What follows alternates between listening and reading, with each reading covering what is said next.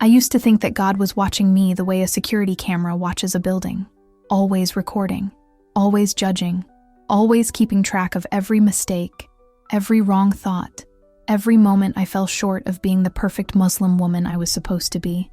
I lived with this constant awareness that I was being monitored, and that one day, all those recordings would be played back, and I would have to answer for every single frame. That is a heavy way to live, especially when you are a young woman in Tehran, Iran, where the weight of religion is not just spiritual, it is physical. It is the scarf on your head. It is the long coat in the middle of summer when the heat is unbearable. It is the morality police on the corner, watching to make sure a strand of your hair has not slipped out. It is the rules about where you can go, what you can sing, who you can talk to, how loudly you can laugh in public. I want to tell you my story. Not because I think I am special. I am not. I am an ordinary woman from an ordinary family in a country of 85 million people. But something extraordinary happened to me. Something that took the security camera down from the ceiling of my life and replaced it with a window that let in light, a window that showed me a God I had never imagined. Not a distant judge keeping score, but a close father holding out his hands. My name is Yasmin. I am 25 years old. And this is how I went from living under the weight of fear to dancing in the freedom of grace. Yes, I said dancing. Stick around, and you will understand why. Let me take you to Tehran. If you have never been there, you probably have an image in your head from the news. Protests, politics, nuclear programs, angry crowds chanting. And yes, that is part of Tehran. But it is a very small part. Tehran is a city of 12 million people tucked against the Alborz Mountains. On a clear day, you can stand on a rooftop and see snow-capped peaks rising above the smog and the concrete. It is a city of contradictions, ancient and modern, beautiful and chaotic, strict on the surface and wildly alive underneath. I grew up in a neighborhood in central Tehran. Not wealthy, not poor, a middle-class family in a middle-class apartment in a middle-class part of the city. Our apartment was on the 4th floor of a building that had seen better days. The elevator rarely worked, so we climbed stairs. The walls were thin, so we could hear our neighbors arguing, cooking, watching television. It was cramped and noisy, and it smelled like saffron rice and car exhaust. And it was home. My father, Reza, was an accountant, a quiet man with glasses and a gentle disposition. He was not the kind of father who raised his voice or made big speeches. He communicated through small gestures, a hand on your shoulder, a nod of approval, a plate of fruit he would peel and cut for you while you were studying, without you even asking. He was devout in his own way. He prayed. He fasted during Ramadan. He went to Friday prayers at the mosque. But he did not wear his religion loudly. It was more like a quiet hum in the background of his life, always present, rarely discussed. My mother, Parisa, was different. She was the engine of our household.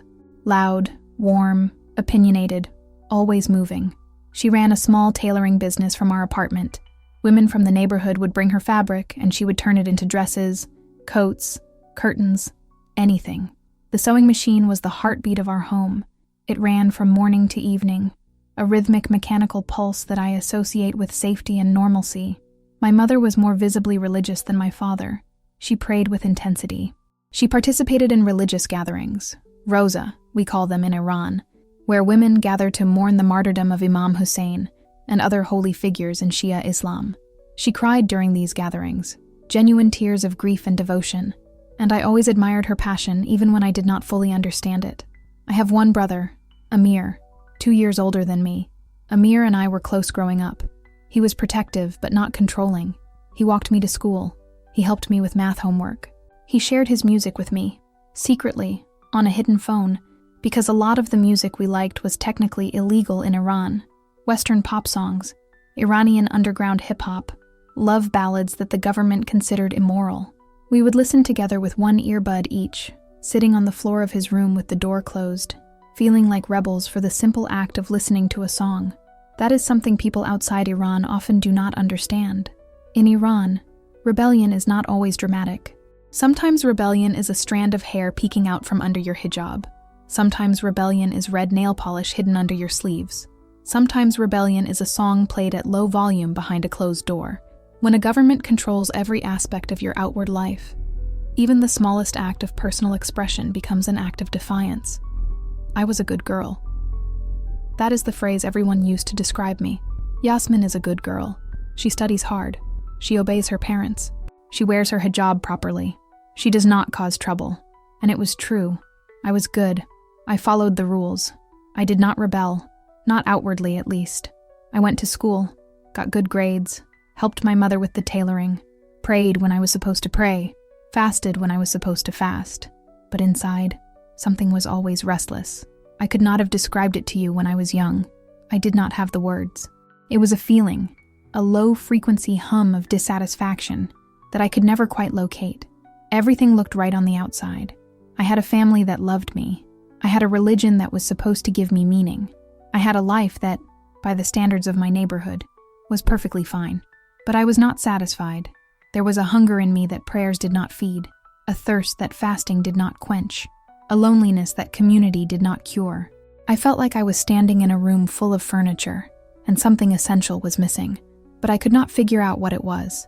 I thought the problem was me. I thought I was not religious enough, not devoted enough, not good enough. If I just prayed harder, if I just memorized more Quran, if I just cried more at the Rosa gatherings, maybe the emptiness would fill. Maybe God would notice me.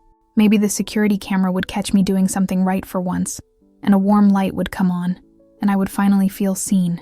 It did not work. No matter how hard I tried, the emptiness remained, like a room with an echo. The more noise I made, the louder the emptiness sounded. When I was 17, something happened in Iran that shook the entire country. I will not go into specific political details because this story is not about politics, but there were protests. Large-scale protests. Young people took to the streets demanding change, demanding freedom, demanding a voice. The government responded with force. People were arrested. People were hurt. People disappeared. I did not participate in the protests. I was too scared, and my parents would not have allowed it. But I watched. Through social media, through whispered conversations at school, through the tension that hung over Tehran like a second layer of smog, I watched. And what I saw changed something in me. I saw young women my age standing on the streets, removing their hijabs in public, waving them like flags. I saw young men standing beside them, protecting them. I saw courage that I did not know existed, and I saw the government's response. The violence, the arrests, the internet shutdowns, the fear. But the thing that affected me the most was not the politics. It was the questions that the protests stirred up. Questions about freedom, about identity, about who gets to decide what you believe and how you live. These were questions I had been avoiding my entire life, and suddenly they were everywhere, unavoidable, demanding answers. I started thinking about my faith, not the rituals, the prayers, the fasting, the hijab. I had always done those without much thought, the way you brush your teeth or lock the door when you leave. I started thinking about what I actually believed, not what I had been told to believe, not what the mullahs on TV said, not what the government mandated. What did I, Yasmin Rahimi, actually believe about God? The honest answer was, I did not know. I knew what I was supposed to believe. I was supposed to believe that Allah was the one true God, that Muhammad was his final messenger, that the Quran was the perfect and complete word of God, that the Shia Imams were the rightful successors of the Prophet, that the Islamic Republic of Iran was a divinely guided state. I was supposed to believe all of this, and I had been saying I believed it my entire life, but saying something and believing it are very different things. You can say words without meaning them. You can perform rituals without feeling them. You can wear the costume of faith without ever trying it on in your heart. I was wearing a costume, and the protests, with all their chaos and courage, made me see it clearly for the first time. Around this time, I also started using a VPN to access the wider internet.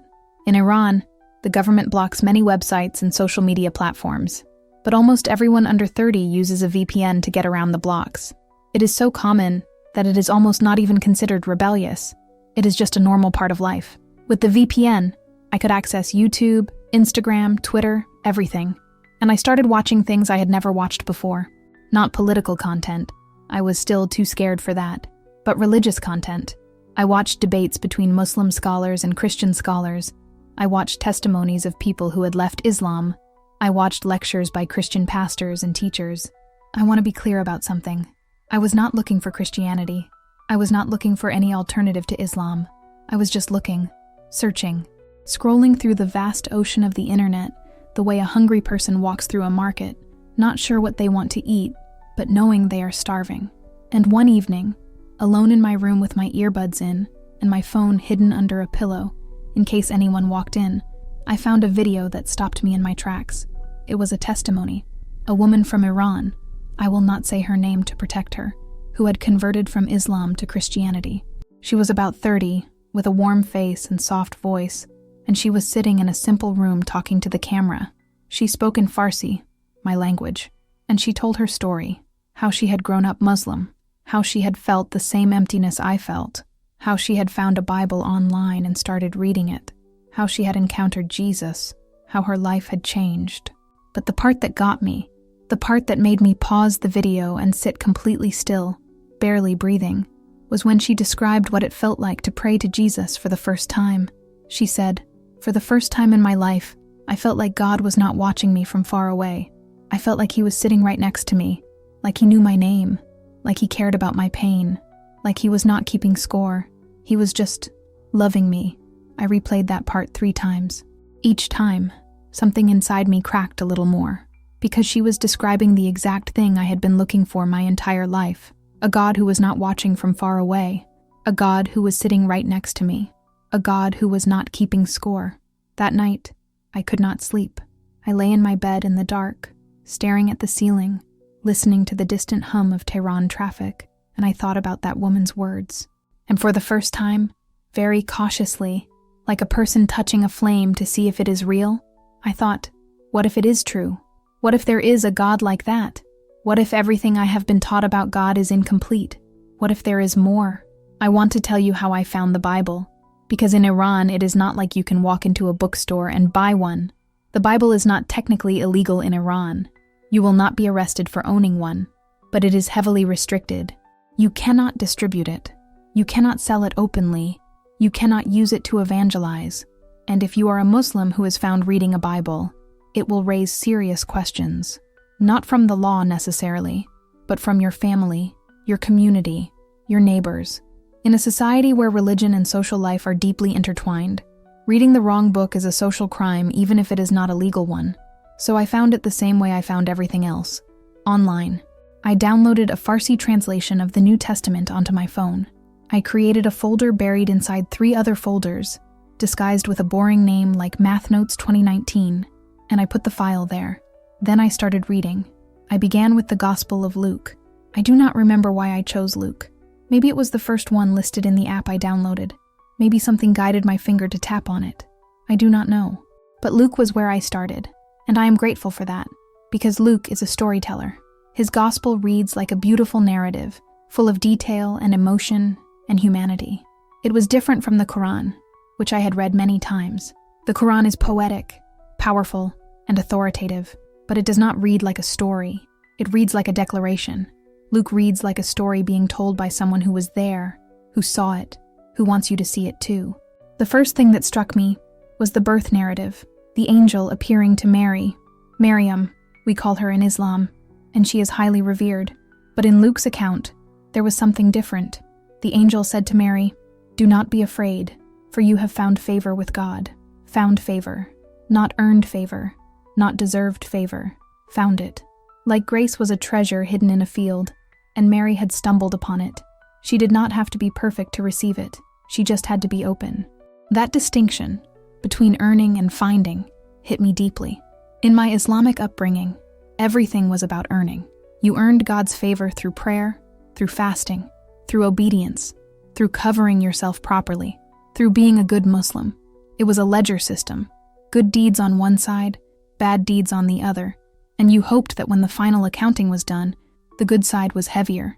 But what if favor was not a reward for performance? What if it was a gift, free, undeserved, simply there for the taking?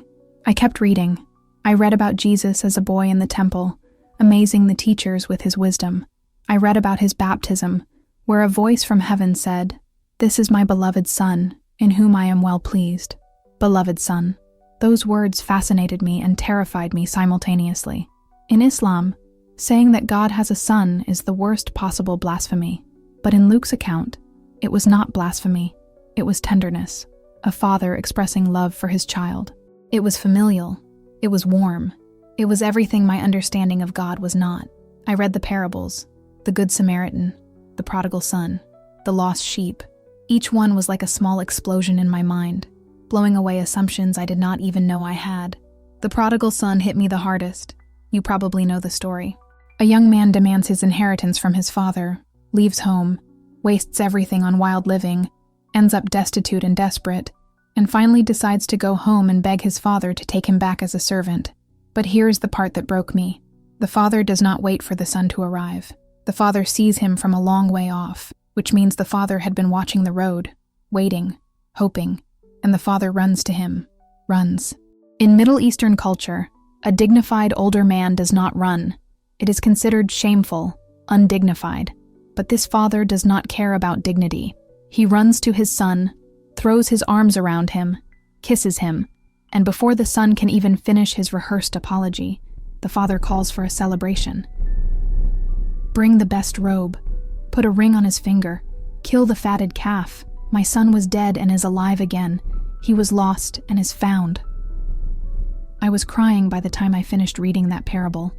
Sitting on my bed in my Tehran apartment, phone in my hand, tears streaming down my face, because I saw myself in that story.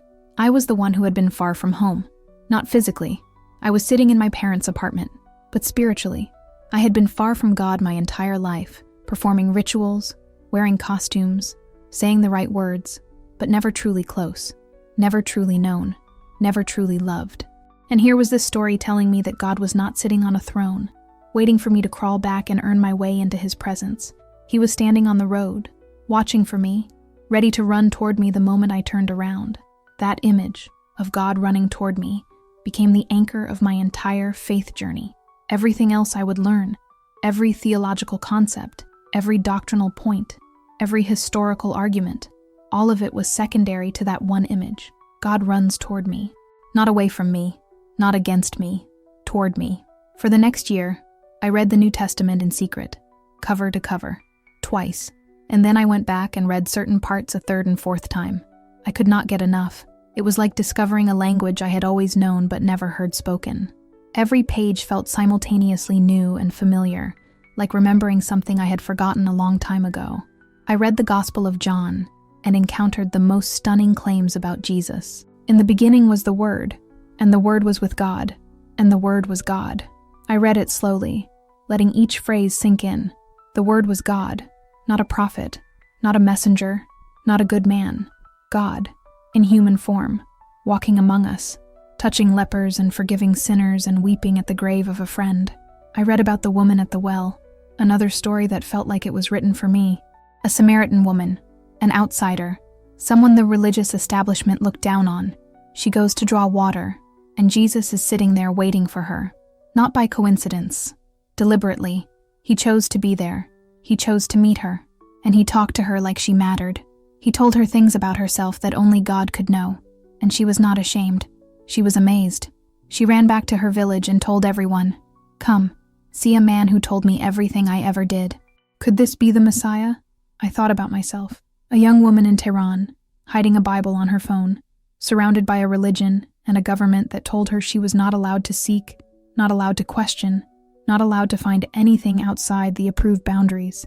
And here was Jesus, sitting at the well, waiting for me, knowing everything about me, every doubt, every fear, every secret prayer I had whispered into the darkness. And he was not disgusted. He was not angry. He was waiting, patiently, lovingly, like he had all the time in the world. During this period, I also started listening to Farsi-language Christian worship music. This was another revelation. In Islam, music is a complicated subject. Many scholars consider music haram, forbidden, or at best, a distraction from worship. In Iran, the government restricts music heavily. Singing by women is particularly controlled. A woman's singing voice is considered aura, something that can provoke desire and must be concealed. So when I first heard Christian worship music in Farsi, women's voices lifted in praise, unashamed, unrestrained, beautiful, I felt something unlock inside me. These women were singing to God, not whispering, not hiding, singing, loudly and joyfully and freely. They were singing about love and grace and freedom and hope, and their voices were soaring, and nobody was telling them to be quiet. Nobody was telling them to cover their voices. Nobody was monitoring them for propriety. I would listen to these songs with my earbuds in, lying on my bed at night, and sometimes I would silently mouth the words. I was too afraid to sing out loud. The walls were thin, and my family was sleeping, but in my heart, I was singing. For the first time in my life, I was singing to God, not reciting prescribed Arabic prayers, not performing ritual devotions, singing from the heart, in my own language, with my own voice, and it felt like flying. I want to tell you something that might surprise you. During this time, I was not angry at Islam. I was not bitter about my upbringing. I did not feel tricked or deceived. My parents had given me the best they had. They had taught me what they believed was true. They had loved me. The problem was not that they were bad people or that Islam was entirely without value. The problem was that what I had been given was not enough. It was like being raised on bread and water your entire life and then tasting fruit for the first time. The bread was not poisonous. The water was not dirty. But the fruit was something else entirely. Something sweet and alive and bursting with color. And once I tasted it, I could not go back to bread and water alone. I want to pause for a moment and speak to you directly. If you are watching this video and you recognize that hunger I am describing, that feeling that something is missing even though everything looks fine on the outside, I want you to know you are not crazy. You are not broken. You are not ungrateful. You are hungry for something real. And the fact that you are watching this video right now might not be an accident. Think about that. Out of all the millions of videos on the internet, you clicked on this one. Maybe, just maybe, someone is sitting at the well, waiting for you. If this is resonating with you, leave a comment. Tell me where you are watching from. You do not have to share your name or your details. Just say hello. Let me know I am not talking to an empty room. And subscribe to this channel, because there are so many more stories like mine waiting to be told. Okay? Let me continue. Every story of faith has a person in it, a human bridge between the old life and the new one. For me, that person was Sarah. Sarah was my coworker. After finishing my undergraduate degree in graphic design, I got a job at a small design firm in Tehran. Sarah worked there too. She was a few years older than me, maybe 28, and she was one of those people who radiate calm. You know the type? The kind of person who walks into a chaotic room and somehow makes it feel quieter just by being there. She had this steady, warm energy that drew people to her. Everyone at the office liked Sarah. I liked her too, but I also noticed something about her that I could not explain. She was different, not in an obvious way. She wore her hijab. She followed the rules. She was careful and discreet, as everyone in Iran must be. But there was a quality to her that stood out, a peacefulness that did not seem to come from her circumstances. Our job was stressful, tight deadlines, demanding clients, long hours. Everyone else was stressed, complaining, anxious. Sarah was calm, not disconnected or apathetic. Calm, like she had access to a source of stability that the rest of us did not. We became friends gradually. Lunch together, tea after work, walks in the park near our office. We talked about work, about design, about art, about life, and slowly, cautiously, we started talking about deeper things, about meaning, about purpose, about God. One afternoon, we were sitting in a small cafe, the kind of place where the noise of other conversations gives you a kind of privacy, and I said to Sarah, "You are different from other people. I have been trying to figure out why. Can you tell me?" She looked at me for a long moment. I could see her calculating, deciding how much to trust me. In Iran, trust is not given freely. The wrong word to the wrong person can destroy your life. Everyone knows someone who reported someone. The atmosphere of surveillance is so pervasive that even in private conversations, people self-censor. It is a habit, a survival mechanism. But Sarah looked at me, and I think she saw something in my eyes. Maybe she saw the hunger. Maybe she saw the searching. Whatever she saw, she made a decision. She leaned forward and said very quietly, "Yasmin, I follow Jesus." 4 words, spoken barely above a whisper, but they landed in my chest like a thunderclap. I stared at her. My heart was pounding, not from fear, from recognition, from the shock of meeting someone who was on the same path I was on, someone who had arrived where I was still traveling toward. I whispered back, "I have been reading the New Testament." Her eyes widened. Then she smiled.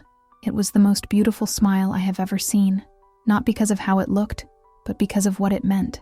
It meant I was not alone. For over a year, I had been carrying this secret, this beautiful, terrifying secret, and I had been carrying it entirely by myself. And now, in a noisy cafe in the middle of Tehran, I had found someone who understood. We did not say much more that afternoon. We did not need to. The connection had been made. The bridge had been built. And over the following weeks and months, Sarah became my guide, my teacher, my sister in faith. Sarah had been a believer for about 5 years. She had converted in her early 20s after a period of questioning similar to mine. She was connected to a small underground house church, a group of about 10 believers who met secretly in different apartments. She was careful, disciplined, wise about security. She had to be.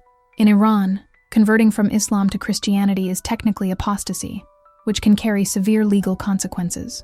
The government does not actively hunt every convert, but if you draw attention to yourself, if you evangelize, if you become visible, the consequences can be devastating. Arrest, interrogation, imprisonment, and beyond the legal risks, there are the social risks: family rejection, job loss, social ostracism. Sarah taught me things that I could not learn from reading alone. She taught me how to pray conversationally, like talking to a friend, not reciting formulaic phrases. She taught me about the Holy Spirit, the idea that God does not just speak to you from outside, but lives inside you, guiding you, comforting you, empowering you. She taught me about grace, not as a theological concept, but as a lived reality, the reality that I did not have to perform for God. I did not have to earn His love. I did not have to be afraid of making mistakes. Grace meant that God's love was not a salary I earned, but a gift I received. And she introduced me to the house church. The first time I went to a house church meeting, I was terrified. Sarah picked me up near a park, and we took a taxi to a residential neighborhood I was not familiar with. We got out, walked 2 blocks, entered an apartment building through a side door, climbed 3 flights of stairs, and knocked on a door in a specific pattern. 3 quick knocks, a pause, 2 more. The door opened. A woman in her 40s smiled at us and ushered us inside. The apartment was small and simply furnished. The curtains were drawn. About 10 people were there, a mix of men and women, young and middle-aged. They were sitting on cushions and chairs arranged in a rough circle. Some had Bibles on their phones. One man had an actual physical Bible, which he held like a treasure. They greeted me warmly but not loudly. Everything in this room was conducted at a whisper level, not because the mood was somber, but because the walls had ears. Neighbors could hear. Neighbors could report. Caution was not paranoia. It was survival. We sang worship songs, quietly, barely above a murmur.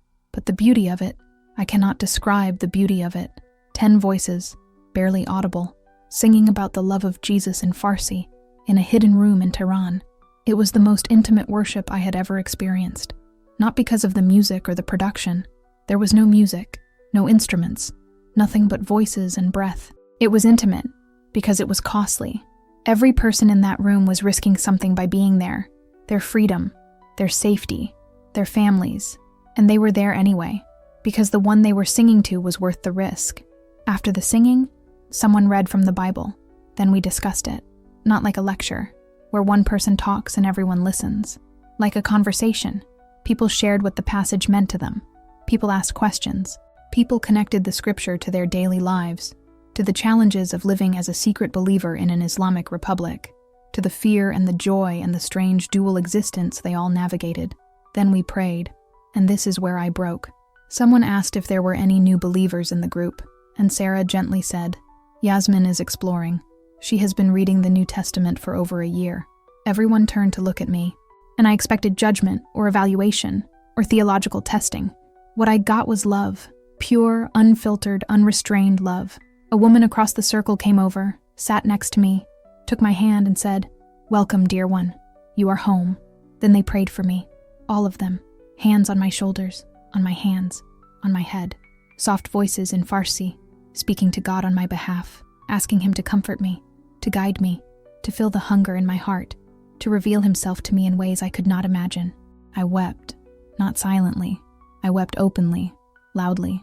Well, as loudly as you can in a secret church meeting.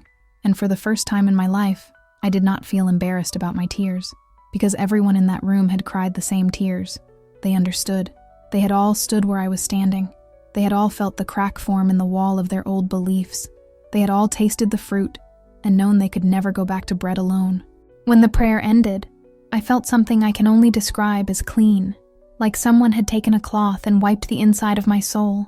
All the guilt, all the fear, all the performance anxiety, all the years of trying to be good enough for a God who never seemed satisfied.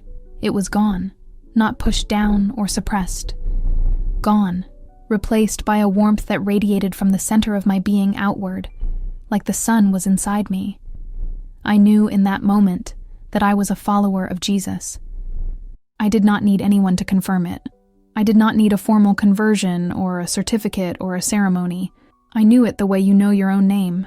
Deeply, fundamentally, undeniably. I belonged to Christ, and He belonged to me. I want to tell you about what changed. Not the external circumstances. Those came later, and they were difficult. I want to tell you about what changed inside me, because that is the real story. The external stuff is just the packaging. The transformation is the gift. The first thing that changed was the fear. I had lived with fear my entire life. Fear of God's judgment.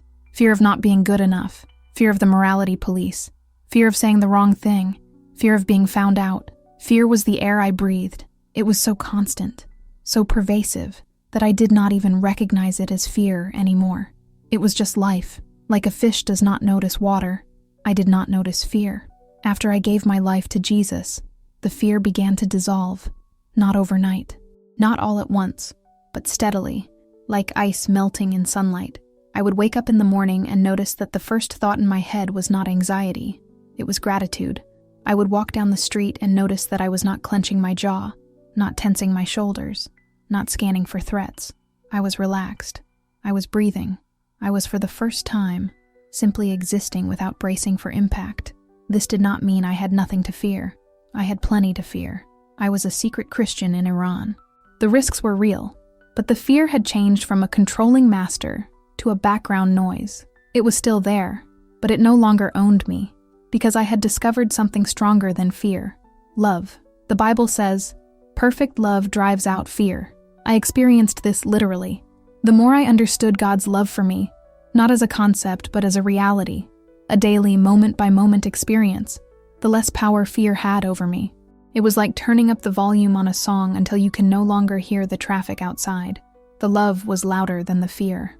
The second thing that changed was my self-image. In Iranian culture, a woman's value is heavily tied to her appearance, her modesty, her marriageability, her family's reputation. You are constantly being evaluated by your family, by your neighbors, by society, by the government. You are supposed to be beautiful but not too beautiful, covered but not unattractive, smart but not threatening, ambitious but not unfeminine. It is an impossible balancing act, and every woman I know in Iran is exhausted by it. In Islam, my identity was defined by my submission. I was a servant of Allah. My purpose was to obey, to worship, to fulfill my role as a woman within the boundaries Islam set for me. My value was determined by my religious performance. In Christ, my identity was defined by something entirely different. I was a daughter of God, not a servant, a daughter, loved not for what I did but for who I was, valued not because of my performance but because of my inherent worth as someone created in the image of God. I did not have to earn my place at the table. I had a seat. It had my name on it, and no one could take it away. This shift, from servant to daughter, changed everything. The way I carried myself, the way I spoke, the way I thought about my future, the way I looked in the mirror. I was not a beggar hoping for crumbs of divine approval. I was a princess who had been away from the palace and was finally coming home. I do not mean that in an arrogant way. I do not mean that I thought I was better than anyone else. I mean that I finally understood my worth. And understanding your worth is not arrogance. It is freedom. The third thing that changed was my relationships. I started seeing people differently. The judgmental eye that I had developed, the one that evaluated people by their religious observance, their appearance, their social status, began to soften. I started seeing people the way Jesus saw them, as beloved. Every person on the street, every passenger on the Tehran metro, every client at the design firm, they were not strangers. They were people loved by God, people he was running toward. I became kinder. Not in a performative way. Not in the way I had been kind before, doing good deeds to earn religious points. I became kind because kindness flowed naturally from the love I was receiving. It was not an effort anymore. It was an overflow. When you are being loved so abundantly, so extravagantly, so unreasonably, the love spills over. You cannot contain it. It gets on everyone around you. Sarah noticed. She said, "You are glowing, Yasmin. People can see it." And she was right. My coworkers started commenting, "You seem different. You seem happier. What changed?" I could not tell them the truth. Not yet. Not safely. But I smiled and said, "I am just in a good place right now." And I was. For the first time in my life, I was in a good place. Not because my circumstances had changed. They had not. I was still living in the same apartment, still working the same job, still navigating the same restrictive society. But the landscape of my inner world had been completely transformed. The security camera was gone, the window was open, and light was pouring in. Now comes the part of the story where the rubber meets the road. I had been a secret believer for about 2 years when I decided I could not keep the secret anymore. Not because I wanted to make a dramatic announcement, but because the gap between my inner life and my outer life was becoming unbearable. I was still performing Muslim prayers with my family, still wearing the hijab out of cultural obligation, still going through the motions of a faith I no longer held, and the dishonesty was eating me alive. I talked to Sarah about it. She was cautious. "Be careful, Yasmin," she said. "You cannot unring a bell. Once you tell them, there is no going back. Are you ready for what might happen?" I told her I was not ready, but I could not keep pretending either. She held my hands and prayed for me and said, "Then trust God. He will go before you." I decided to tell my mother first. My reasoning was that she was the more emotional parent, but also the more compassionate one. My father was gentle, but he was also traditional. My mother might cry, might be shocked, but she loved me fiercely, and I believed that love would be stronger than ideology. I was partially right. I chose a Friday afternoon. My father and Amir had gone to the mosque. Noor, my mother, was in the kitchen, finishing lunch preparations. The sewing machine was silent for once. I stood in the kitchen doorway and said, "Mama, I need to talk to you about something important." She must have heard something in my voice because she stopped what she was doing immediately. She wiped her hands on a towel and looked at me. "What is it, Yasmin Jan?" I sat down at the kitchen table. She sat across from me. I could smell saffron and barberries and stewed lamb, the familiar perfume of her cooking, the smell of home, the smell of love. I said, "Mama, you know how I have seemed different lately? Happier?" She nodded slowly. "I have noticed." I said, "There is a reason. Something has changed in my life, something very important, and I need to tell you, even though I know it will be difficult." Her face shifted. I could see the worry gathering behind her eyes, the mother's radar detecting danger. I took a breath, and I said, "I have been reading the Bible. I have been studying the teachings of Jesus, and I believe he is the Son of God. I have become a follower of Jesus. I am a Christian."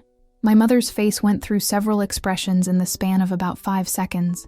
Confusion, disbelief, understanding, horror. She said, "What?" Not angrily, almost blankly, like I had spoken in a language she did not understand. I said it again, gently. "I believe in Jesus, Mama. I have been a believer for 2 years." She stood up from the table. She walked to the sink. She gripped the edge of the counter with both hands, her back to me. I could see her shoulders trembling. Then she turned around, and her face was wet. "How?" she whispered. "How did this happen? Who did this to you?" "No one did it to me, Mama. I searched, I found, I chose." She shook her head. No, Yasmin. This is not possible. You are my daughter. You are Muslim. You cannot do this." I stood up and went to her. I took her hands. "Mama, I am still your daughter. That has not changed. I am still Yasmin. I still love you. I still love this family. But I found something that I cannot pretend I did not find." What happened next surprised me. She did not scream. She did not threaten. She did not throw me out. She pulled me into a hug, a tight, desperate hug, like a woman holding on to something she was afraid of losing. And she cried into my shoulder and said, "I do not understand. I do not understand. But you are my daughter, my Yasmin, and I love you." We stood there in the kitchen, holding each other, crying together, surrounded by the smells of saffron and stewed lamb. And in that moment, I felt something I had feared I might never feel. Acceptance. Not acceptance of my faith. My mother did not accept my faith. She was devastated by it. But acceptance of me, as her daughter, as someone she loved regardless. And that was enough. In that moment, it was more than enough. The conversation with my father was harder. My mother told him that evening, after I had gone to my room. I could hear their voices through the thin walls. My mother's, high and emotional, and my father's, low and measured. They talked for over an hour. I sat on my bed, phone in hand, texting Sarah updates, my stomach in knots. Finally, there was a knock on my door. "Yasmin, come to the living room." I went. My father was sitting in his usual chair. My mother was on the sofa, her eyes swollen. Amir was not there. He was still out. My father's face was unreadable. That quiet, steady face that I had loved my entire life. I could not tell if it was angry, sad, or something else entirely. He said, "Your mother told me." "Is it true?" I said, "Yes, Baba." He was quiet for a long time. Then he said, "Yasmin, in this country, what you are doing is very dangerous. Not just for you, for all of us. If the wrong person finds out, we could all be in trouble. Do you understand that?" I said, "I understand." He said, "I do not understand why you have done this. I do not agree with it. I think you have been misled, but I am not going to throw you out of this house. You are my daughter." My heart leaped. He continued, "But there are conditions. You will not speak of this to anyone outside this family. You will not bring materials into this house. You will continue to participate in family religious activities, at least outwardly, for the sake of appearances and safety. And you will agree to meet with an Islamic scholar who can help you see your error." It was not unconditional acceptance. It was a negotiation, a compromise. But compared to what I had feared, being disowned, thrown out, reported, it was merciful. My father, in his own way, was trying to protect me, even while disapproving of everything I believed. I agreed to his conditions, not because I intended to abandon my faith. I knew nothing could make me do that, but because I understood his position. He was a father trying to hold his family together in a country where the consequences of religious dissent could be severe. He was scared, not for himself, for me, for all of us. The meeting with the Islamic scholar happened the following week. My father arranged it. The scholar was an older man, a mullah from our neighborhood mosque, with a white turban and a long beard and kind eyes. He sat in our living room and talked to me for 2 hours. He was gentle and respectful. He did not shout or threaten. He presented the Islamic arguments against Christianity, the corrupted Bible, the impossibility of God having a son, the finality of Muhammad's message. He recited Quranic verses. He told me stories from the Hadith. I listened respectfully. I asked questions. Not aggressive questions, genuine ones. When he talked about the corrupted Bible, I asked which specific corruptions he was referring to, and whether he had read the Bible himself. He admitted he had not. When he talked about the impossibility of God having a son, I asked why God's nature had to conform to our human understanding of reproduction. When he talked about the finality of Muhammad's message, I asked how he could be sure that God, who is unlimited, would limit himself to one final communication with humanity. He did not have satisfying answers to these questions, not because he was unintelligent. He was clearly a learned man, but because the questions I was asking came from a place he had not explored, a place where certainty gives way to genuine inquiry. He was not accustomed to being questioned, especially not by a young woman, and I could see his discomfort growing. At the end of the meeting, he turned to my father and said, "She is intelligent but confused. Give her time. She will come back to Islam, inshallah." My father thanked him. The scholar left, and nothing changed. I was still a believer. I was still certain, and I was still living in my parents' house, navigating a reality that was increasingly difficult to sustain. Part 9. Amir. Let me tell you about my brother Amir, because his reaction was unexpected and important. Amir found out about my conversion from my parents. I expected him to be angry. In Iranian culture, the older brother often takes on a protective, almost patriarchal role, especially regarding his sisters. I expected lectures, anger, maybe threats. Instead, Amir came to my room one evening, closed the door, sat on the edge of my bed and said, "So, you are a Christian now?" There was no anger in his voice. There was curiosity. I said, "Yes." He said, "Tell me why." So I told him. I told him about the emptiness I had felt, about the woman's testimony online, about reading the New Testament, about the parables, the Sermon on the Mount, the person of Jesus. about the God who runs toward his children instead of waiting for them to earn their way back, about the love that does not keep score. Amir listened without interrupting. When I finished, he was quiet for a long moment. Then he said something that shocked me. He said, "I have not believed in Islam for years." I stared at him. He said, "I am not a Christian. I do not know what I am. Maybe an agnostic, maybe nothing. But I stopped believing in Islam a long time ago. I just never told anyone." I could not believe what I was hearing. My brother, the one I had listened to music with behind closed doors, the one who had always seemed so comfortable in his own skin, had been carrying his own secret, a different secret from mine, but a secret nonetheless. He said, "I do not understand the Jesus thing. It does not make sense to me, but I respect that you found something that makes you happy. You do seem happier, Yasmin. I can see it. Whatever it is working." Then he said, "Just be careful. This country is not kind to people who think differently." Amir became my ally, not a fellow believer. He has never expressed interest in Christianity, and I have never pushed him, but an ally. He covered for me when I went to house church meetings. He kept my secret. He talked to our parents when tensions rose, mediating, calming, keeping the peace. He was my shield in a household where the truth I carried made me vulnerable. I thank God for Amir. Not everyone who leaves the dominant faith in their family has an ally. Many are completely alone. I was not. I had Sarah, I had the house church, and I had Amir. 3 pillars holding me up when the weight of my dual life threatened to crush me. I want to shift the tone here, because so far I have told you a lot about difficulty and danger and secrets, and those are real parts of my story, but they are not the whole story. And if I only tell you about the hardship, you will miss the most important part. The most important part is the joy. I am not talking about happiness. Happiness is circumstantial. When things go well, you are happy. When they go badly, you are not. Happiness is a weather pattern. It comes and goes. Joy is different. Joy is the bedrock beneath the weather. Joy is the deep underground river that flows even when the surface is dry. Joy is what you have when you know, truly, deeply, unshakably know, that you are loved, and that love is eternal, and that nothing in this world can separate you from it. I found that joy, and it changed every single aspect of my life. I started creating art again. I had always been creative. It was why I studied graphic design. But somewhere along the way, the creativity had dried up. The rigidity of my religious upbringing, the suffocating cultural expectations, the constant surveillance, all of it had squeezed the creative life out of me. I was technically competent, but artistically dead. After my conversion, the creativity came flooding back. I started drawing, painting, designing, not for clients or deadlines, for God. I would sit in my room and create images that expressed what I was feeling, swirls of color representing the chaos of my journey, landscapes of mountains and rivers representing the new world I had discovered, portraits of nameless women with open faces and unbound hair, representing the freedom I felt inside even as my outside remained covered.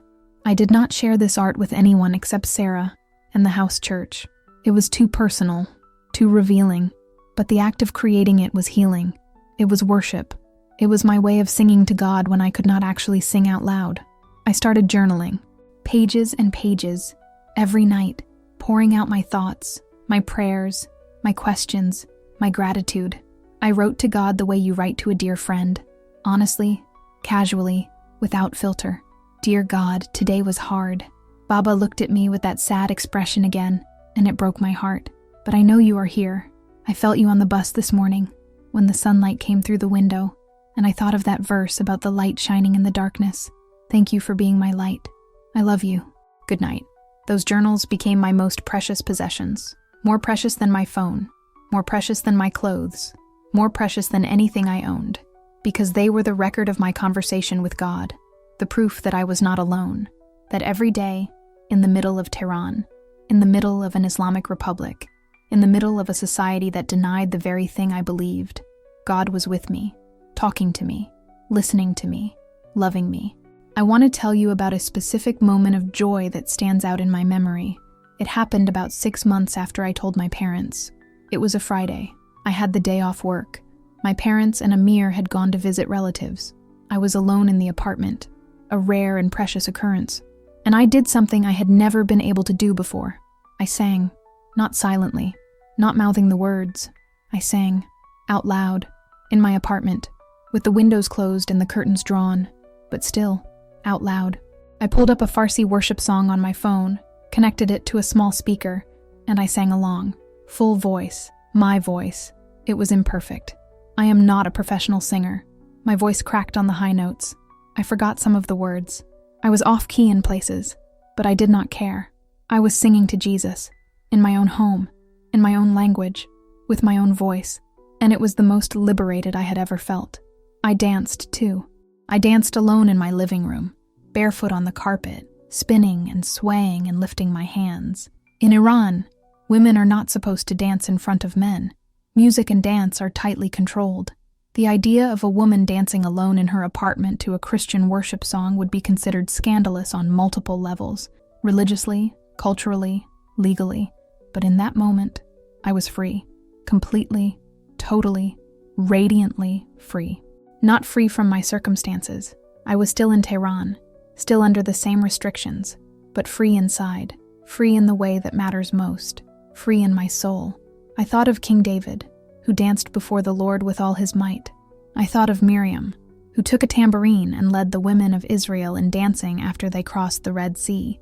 I thought of all the people throughout history who had expressed their joy in God through movement, through music, through the pure, unrestrained expression of a heart that is overflowing. And I danced, and I sang, and I laughed, and I cried, and it was the most beautiful worship service of my life, just me and God, in a small apartment in Tehran, on a Friday afternoon. When my family came home that evening, I was sitting quietly on the sofa, reading a book, the picture of normalcy. They had no idea, but inside, I was still dancing. I need to take a breath here. Telling this part of the story always fills me with so much emotion. The joy of that afternoon, singing, dancing, being completely myself before God. It is something I want every person on earth to experience, regardless of their religion or background or circumstances. That kind of freedom is not a luxury. It is a birthright. And the fact that so many people have never tasted it breaks my heart. If you have ever had a moment like that, a moment of pure, unexpected freedom, share it in the comments. I would love to hear about it. And if you are still searching for that kind of freedom, keep watching, keep searching. It is closer than you think. The arrangement with my parents held for about a year and a half. It was not perfect. There were tensions, awkward silences, moments where the unspoken truth hung in the air like smoke. My father would occasionally bring up Islam, recommending books or videos, hoping something would click and I would return to the fold. My mother prayed for my return to Islam daily. She told me so, gently, without malice. It was her way of loving me within the framework of her belief. But the arrangement was also, in some ways, a gift. My parents did not disown me. They did not report me. They did not resort to violence. They created a space, however imperfect, where I could exist in their home without being persecuted for my beliefs. Given the context, Iran, Islam, family honor, their response was, if not accepting, at least humane, and I will always be grateful for that. What eventually made the arrangement unsustainable was not my family. It was the government. The house church group had grown. From 10 people when I first joined, it had expanded to almost 25. Growth is wonderful for a community but dangerous for a secret one. More people means more risk, more connections, more chances of someone saying the wrong thing to the wrong person. And that is exactly what happened. Someone in an adjacent house church group, not our group, but one connected to it through overlapping members, was arrested. A young man, a convert like me. He was picked up by intelligence agents, interrogated, and pressured to provide names and locations. I do not know how much he told them. I do not blame him if he told them everything. Interrogation by the Iranian security services is not a polite conversation. They use methods that can break anyone. Within days, the ripple effects reached our group. Sarah received a warning from a trusted contact within the church network. Your group may be compromised. Take precautions. The group disbanded immediately. Meetings were suspended. Phone contacts were deleted. Everyone went underground, deeper than before. The atmosphere of fear was suffocating. Every knock on the door could be agents. Every phone call could be monitored. Every glance from a stranger on the street could be surveillance. I was scared. More scared than I had been at any point in my journey, because this was not abstract fear. It was specific, concrete, immediate. People were being arrested. People I knew. People who believed what I believed and worshipped the way I worshipped. The persecution was not hypothetical. It was happening, right now, in my city, to my friends. Sarah called me on a burner phone. She said, "Yasmin, I am leaving Iran. The organization has arranged a way for me to get out. I think you should consider doing the same." The organization she referred to was a network that helps persecuted Christians escape dangerous countries. I knew about them. Sarah had mentioned them before, but I had never considered using their services. Leaving Iran meant leaving everything. My family, my job, my friends, my city, my language, my culture, everything I had ever known. But staying meant risking arrest, imprisonment, or worse. And not just for me, for my family. If I was arrested as an apostate, my parents could face scrutiny, social stigma, even legal questions. My existence as a Christian was a danger to the people I loved most. The decision was agonizing. I spent 3 days in my room, barely eating, barely sleeping, praying constantly. I talked to Amir, who said, "Yasmin, you need to leave. It is not safe. You can build a new life somewhere else. You cannot build a life in prison." I talked to my mother. I told her that there was a possibility I might need to leave Iran for safety reasons, without explaining why in detail. She did not know about the house church or the arrests. She cried. She held my face in her hands and said, "Go, my darling. Go and be safe. Wherever you are still my Yasmin." My father was harder. He did not cry. He did not hold me. He stood by the window and looked out at the Tehran skyline and said, "This is the consequence of the path you chose." There was pain in his voice, but also resignation, like he had known this day was coming and had been preparing himself for it. I said, "I love you, Baba." He did not turn around, but he said very quietly, "I love you too." It was the first time he had said those words to me since I had told him about my faith, and they broke me and healed me at the same time.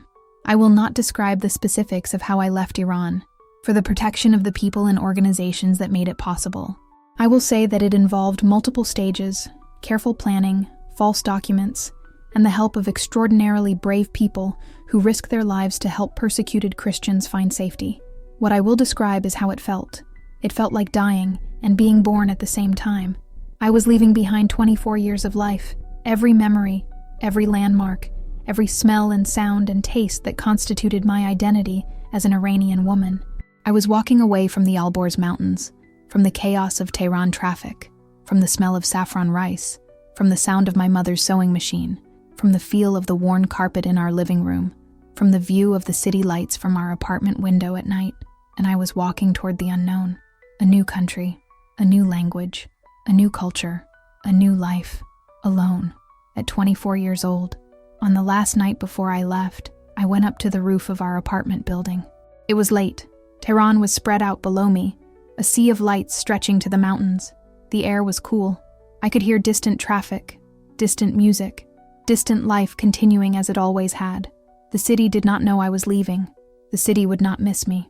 12 million people would wake up tomorrow and go about their days, and my absence would not register at all. But God would notice. I believed that with every fiber of my being. God would notice that Yasmin Rahimi, a young woman from central Tehran, had stepped off the edge of everything she knew and trusted him to catch her. I whispered a prayer on that rooftop. "Jesus, I do not know what comes next, but you do. You have been with me in every step of this journey, in the library, in the cafe with Sarah, in the house church, in my living room when I sang and danced, in my parents' kitchen when I told my mother, in every moment of fear and every moment of joy. Please be with me now. Be with me wherever I go. I do not need to know the destination. I just need to know the guide." A verse came to my mind, Psalm 139. "Where can I go from your spirit? Where can I flee from your presence? If I go up to the heavens, you are there. If I make my bed in the depths, you are there. If I rise on the wings of the dawn, if I settle on the far side of the sea, even there your hand will guide me. Your right hand will hold me fast." The far side of the sea, that was where I was going, and God would be there. I left Tehran the next morning. I did not look back, not because I did not want to, but because I knew that if I looked back, the grief would overwhelm me. So I fixed my eyes forward, toward the unknown, toward the future, toward whatever God had prepared. I arrived in a European country after a journey of several days. I will not specify the country for safety reasons, When I stepped off the final bus, into a city I had never seen before, carrying one suitcase and a backpack that contained my entire life, I felt a strange mixture of terror and excitement. The organization had arranged for a host family, a Christian couple named Thomas and Elena, to receive me. They were waiting at the bus station with a sign that said, Yasmin, in big, careful letters. Elena had a bouquet of flowers, for a stranger arriving from the other side of the world. I almost laughed at the sweetness of it. They drove me to their home, a modest house on a quiet street with a garden. After years in a concrete apartment in Tehran, the sight of a garden with actual flowers and actual grass was almost surreal. Elena showed me to a small, bright room with a window that looked out onto the garden. There was a bed with clean white sheets, a desk, a lamp, and on the bedside table, a Bible in Farsi. I set my suitcase on the floor and sat on the bed and looked at that Bible. Someone had placed it there for me. Someone had thought, she is coming from Iran. She speaks Farsi. She will want the words of God in her language.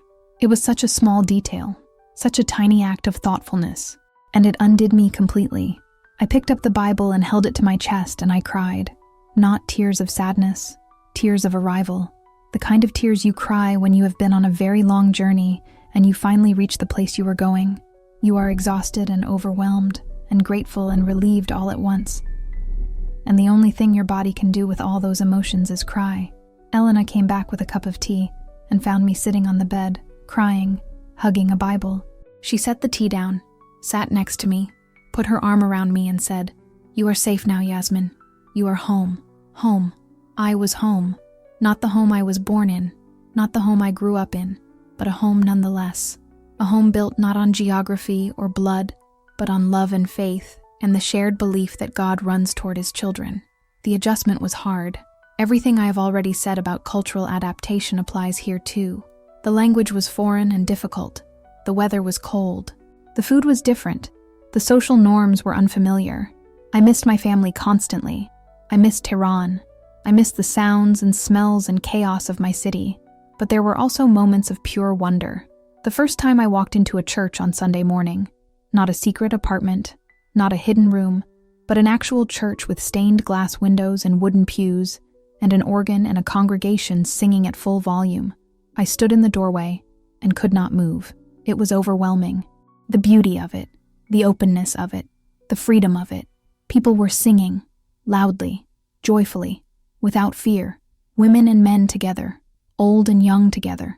People from different countries and backgrounds, united by the same faith, lifting their voices to the same God.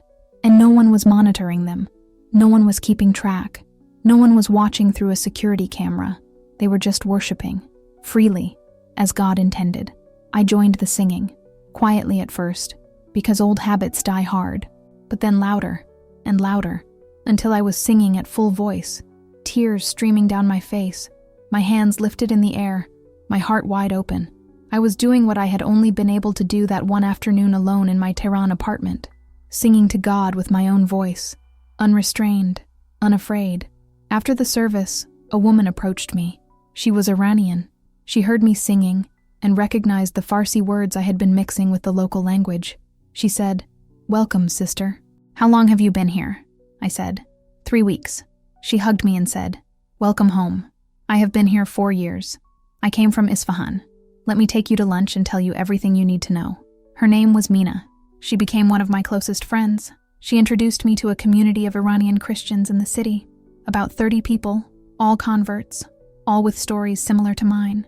We formed a Farsi-speaking fellowship that met every Thursday evening. We would cook Iranian food, rice and stew and herbs and flatbread, and we would worship in Farsi and share our stories and pray for our families back in Iran.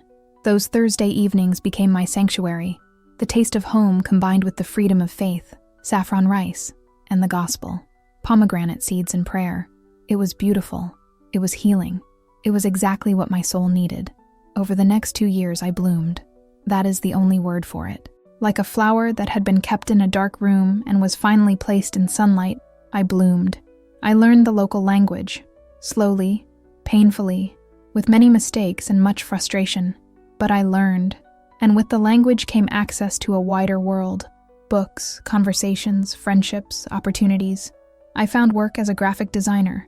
My skills transferred well, and the design community in my new city was welcoming. I started freelancing, then got a part-time position at a branding agency, then a full-time one. My creative work flourished. I was designing with a freedom and an energy that I had never had in Tehran.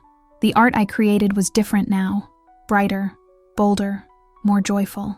The transformation in my inner world was showing up in my outer work.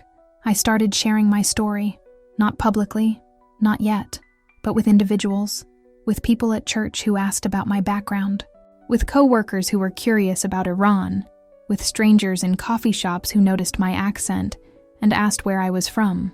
And every time I shared, I saw the same reaction, wonder. People were amazed, not in a condescending way, but in a genuinely moved way. They could not believe that someone would give up everything, family, country, safety, identity, for faith. In their comfortable, secular European context, that kind of sacrifice was almost incomprehensible. And their amazement reminded me of something important. My story mattered. Not because I was special, but because my story pointed to something that was special. It pointed to a God who is worth losing everything for. A God whose love is so overwhelming, so transformative, so real, that people walk away from everything they know to follow him. That is not a weakness. That is the greatest strength in the world. I started writing. Blog posts initially, on a small website that Sarah had helped me set up. I wrote in English and Farsi, sharing reflections on faith, freedom, and the journey from Islam to Christ. The blog attracted readers, slowly at first, then more quickly. I received messages from people in Iran, in Afghanistan, in Pakistan, in Turkey, in North Africa. Muslims who were questioning, Muslims who were secretly reading the Bible, Muslims who had converted and were living in hiding. They wrote to me because they needed to know they were not alone, and I wrote back because I needed them to know that too. One message in particular stays with me. It was from a young woman in Tehran. I will call her Layla. She wrote, "Yasmin, I found your blog by accident, or maybe not by accident. I have been reading the Bible on my phone for 3 months. I am terrified. I am confused. I am also more alive than I have ever been. Your story gave me courage. Thank you for being brave enough to share it." I read that message and I cried. I seem to cry a lot in this story, but I promise these are all different kinds of tears. These were tears of purpose, because in that moment, I understood why God had taken me on this journey, not just for my own sake, for Layla's sake, for the sake of every person who would read my words and feel a little less alone, a little more courageous, a little more willing to follow the light, even when the path is dark. About a year ago, I received a phone call that I will remember for the rest of my life. It was my father, not my mother. My father, the quiet man with glasses who communicated through peeled fruit and gentle nods.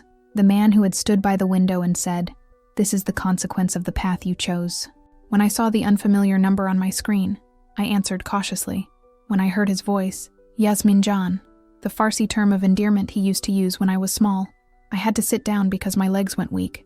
"Baba? Yasmin Jan. It is me." We were both silent for a moment. I could hear him breathing.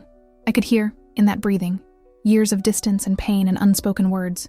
He said, "Your mother and I, we miss you." I said, "I miss you too, Baba. Every day." He said, "I want you to know something. I still do not understand your choice. I still wish you had not made it, but I have been thinking, for a long time, and I have realized that you are braver than me. You chose what you believed even when it cost you everything. I have never done that. I have always done what was expected." My heart was pounding. I could not believe what I was hearing. He said, "I am not saying you are right. I do not know who is right, but I am saying that I respect you, and I am saying that you are still my daughter, and I am sorry that I made you feel otherwise." I was crying so hard I could barely speak. I managed to say, "Baba, you never need to apologize to me. You did the best you could. You were protecting the family." He said, "Maybe, but a father's job is also to protect his children's freedom, and I failed at that." We talked for almost an hour. He told me about life in Tehran, about his retirement, about my mother's tailoring business, about Amir's new job. He told me small things, that the elevator in our building had finally been fixed, that the neighbor's cat had kittens, that the jasmine bush on the balcony was blooming. These tiny details, an elevator, a cat, a jasmine bush, were the most precious gifts anyone had ever given me, because they were proof that home still existed, that the world I had left behind was still spinning, that the people I loved were still there, still living, still okay. Before he hung up, my father said one more thing. He said, "Yasmin, your mother told me that you said God is not a security camera, that he is a window." I held my breath. He said, "I have been thinking about that, and I think maybe I would like a window too." Then he said goodbye and hung up. I sat in my apartment, phone in my hand, tears streaming, and I marveled. My father, devout, traditional, conservative, a man who had been Muslim his entire life, had just said he wanted a window. He had not said he wanted to become a Christian. He had not said he believed in Jesus. He had said he wanted a window. And that was the most beautiful beginning I could imagine. God does not always work in dramatic conversions and sudden revelations. Sometimes he works in the quiet shifting of a father's heart. Sometimes he works through a daughter's courage that plants a seed that grows so slowly you almost cannot see it. Sometimes he works through a phone call, years in the making, where a quiet man with glasses finally says the words that have been building inside him like water behind a dam. I do not know where my father's journey will lead. I pray for him every day. I pray that the window will open wider. I pray that the light will come flooding in. But I also trust that God is patient, infinitely patient, and that he knows the timing better than I do. I am 25 years old. I live in a European city that has become my second home. I work as a graphic designer. I am part of a vibrant church community. I have friends from all over the world. I speak 3 languages: Farsi, English, and the local language. I am studying theology part-time because I want to understand my faith as deeply as possible, so I can help others who are on the same journey. I am in regular contact with my mother, who calls me every week. She tells me about her life. I tell her about mine. We do not discuss religion much, but the love between us is strong and unbroken. She sends me photos of her cooking, and I send her photos of my art, and we communicate in the universal language of mothers and daughters, the language of care and pride and longing. My father and I talk occasionally. Our conversations are brief and somewhat formal, but they happen. That in itself is a miracle. A year ago, I thought he might never speak to me again. Now he calls me Yasmin Jan and asks if I am eating enough. That is his love language. Food. Making sure I am fed. And I accept it with gratitude. Amir messages me regularly. He is still in Tehran, still agnostic, still keeping the peace in the family. He sends me memes and music recommendations, and I send him Bible verses disguised as philosophical quotes. He always responds with a thinking emoji. I consider that progress. Sarah made it out of Iran safely and is now in a different European country. We video call weekly. She is working with the same organization that helped us escape, now helping other persecuted Christians find safety. She is the bravest person I know. The blog I started has grown into something bigger than I imagined. I receive messages every week from people across the Muslim world, people who are questioning, people who are seeking, people who have found Jesus and are scared, people who need to hear that they are not alone. I respond to everyone, because everyone matters. Everyone is a person standing at the well, waiting for someone to tell them they are seen. I do not have all the answers. I want to be honest about that. I have questions about theology, about suffering, about the future. I have bad days when I miss Iran so much it physically hurts. I have moments of doubt, not doubt about Jesus, but doubt about myself, my strength, my ability to keep going. But here is what I know.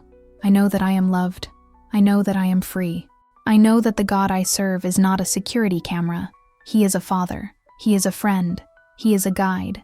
He is the one who runs toward me when I am still a long way off. He is the one who sits at the well and waits. He is the one who says follow, and then walks with me every step of the way.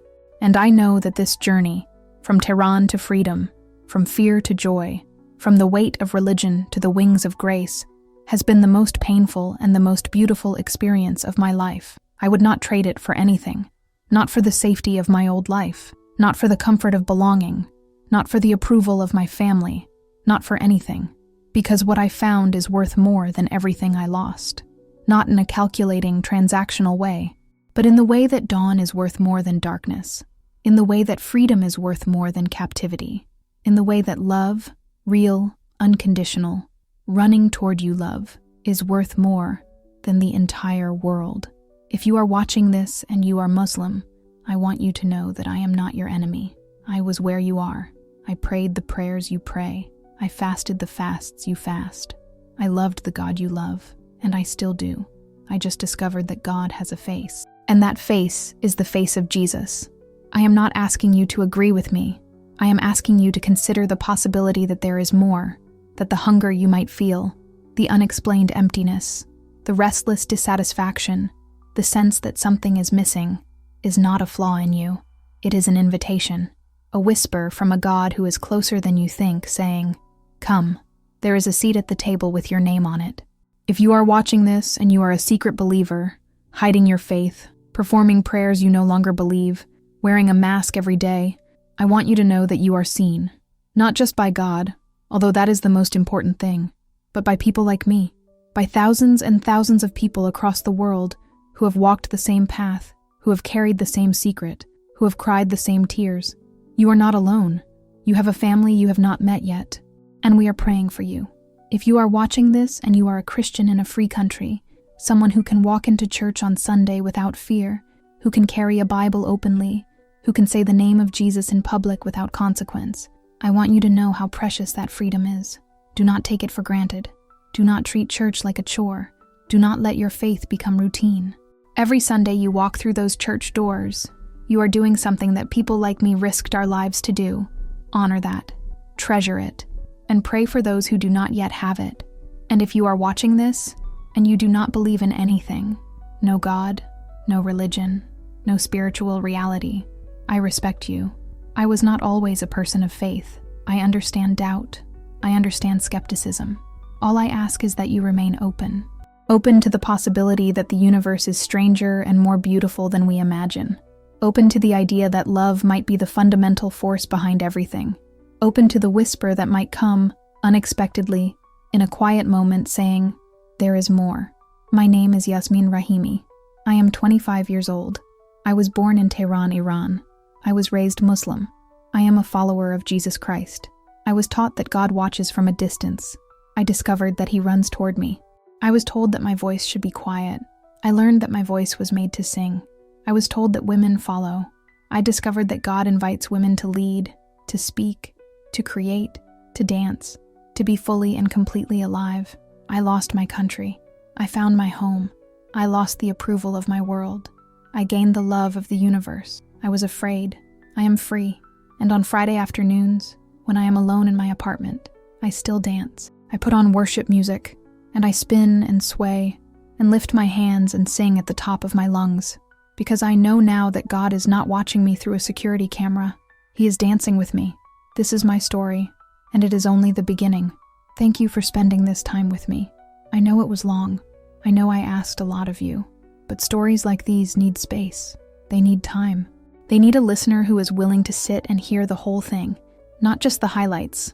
If this story moved you, please share it. Send it to someone who needs to hear it. Post it on your social media. You never know who might be watching in secret, hiding a Bible on their phone, praying in whispers, desperately needing to know that there is hope on the other side of fear. Subscribe to this channel and turn on notifications. Every video on this channel is a real story of transformation. A person who risked everything because they found something worth more than everything. Your subscription tells us that these stories matter, and they do. They matter more than you know. Leave a comment below and tell me what part of this story resonated with you most. Was it the parable of the prodigal son? The dancing in the apartment? The phone call from my father? I want to know. I read every comment. And every comment reminds me that sharing these stories is worth the vulnerability. Until next time, go in peace. Go in love. Go in the confidence that you are seen, known, and cherished by a God who never stops running toward you. My name is Yasmin, and this is my testimony.